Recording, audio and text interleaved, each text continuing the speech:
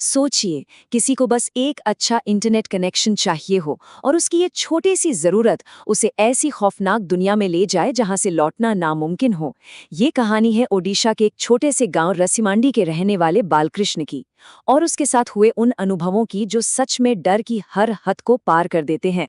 तो होता ये था कि गांव के घर में मोबाइल का नेटवर्क ठीक से आता नहीं था। तो बालकृष्ण को गेम खेलने के लिए सिग्नल की तलाश में छत पर जाना पड़ता था और देखते ही देखते छत ही उसका फेवरेट अड्डा बन गई। लेकिन उसे जरा भी अंदाजा नहीं था कि उसकी ये आदत उसे एक बहुत बड़े अनजाने खतरे के करीब ले जा रही थी।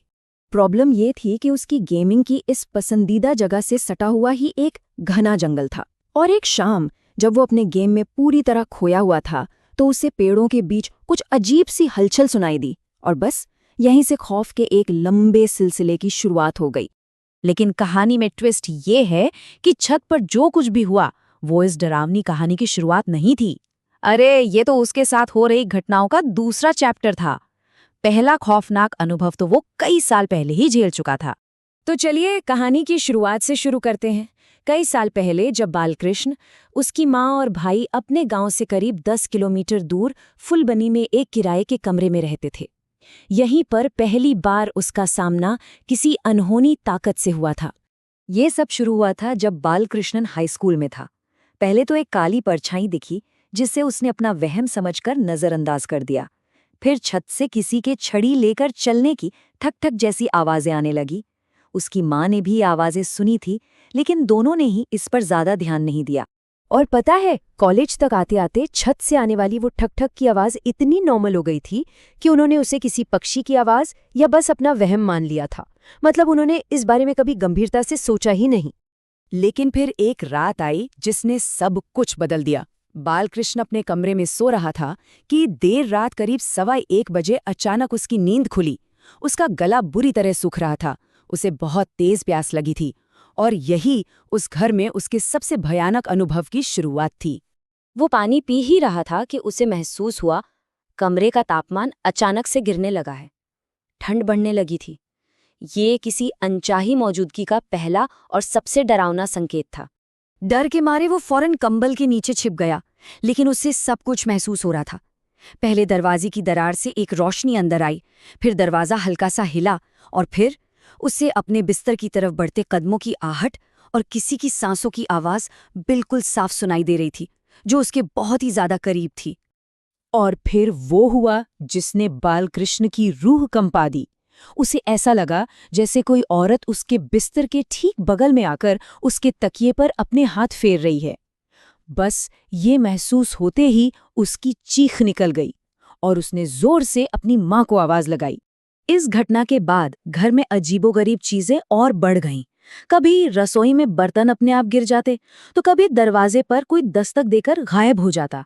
इन सबसे तंग आकर बालकृष्ण की माँ ने फैसला किया कि वो उस घर के बारे में पता लगाएंगी। और जब उन्होंने पता लगाया तो जो कहानी सामने आई उसने उनके डर को और भी पक्का कर दिया। पता चला कि उनसे पहले जो परिवार वहां रहता था उसमें एक बुजुर्ग महिला की मौत हो गई थी जब उसका परिवार 2 दिनों के लिए बाहर गया हुआ था। 2 दिनों तक उनकी लाश उसी घर में पड़ी रही थी। लोगों का यही मानना था कि उसी महिला की आत्मा घर में भटकती है। अब इतना सब जानने के बाद परिवार ने तुरंत वो घर छोड़ दिया और अपने गांव रसीमांडी में अपने नए बने घर में शिफ्ट हो गए। उन्हें लगा चलो अब सब ठीक हो जाएगा, लेकिन उन्हें क्या पता था कि एक और भी भयानक अनुभव उनका इंतजार कर रहा था। लेकिन नए घर में जो हो रहा था वो पुराने घर के अनुभव से कहीं ज्यादा डरावना और सीधा था।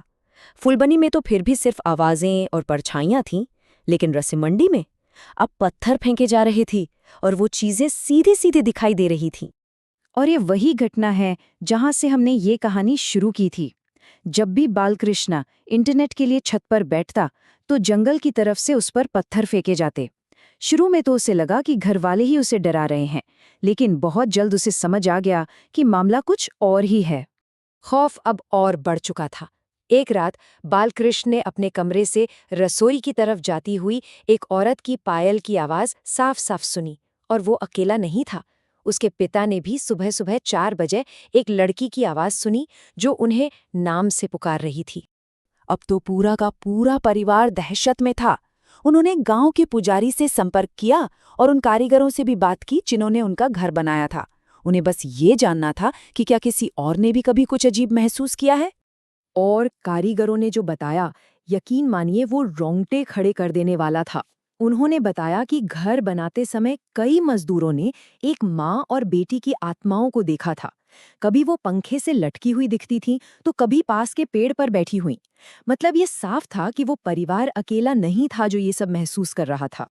अब सवाल ये था कि आखिर ये माँ बेटी थीं कौन और उनकी आत्माएं वहां क्यों भटक रही थीं?